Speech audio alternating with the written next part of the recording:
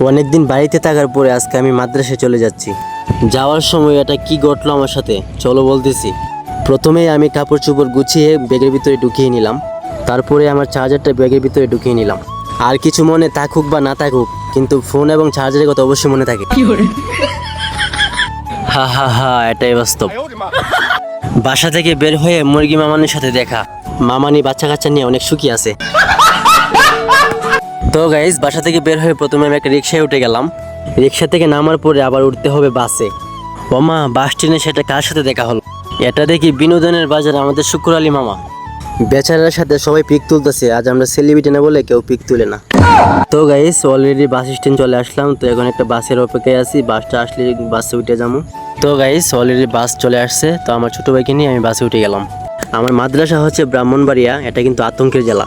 কারা কারা চিনেন অবশ্যই কমেন্টে বলে যাবেন। তো গাইস, অনেকক্ষণ জার্নি করার পরে মাদ্রাসায় পৌঁছতে রাত হয়ে গেল। তো গাইস, আজকের ব্লগ এতটুকু পর্যন্তই।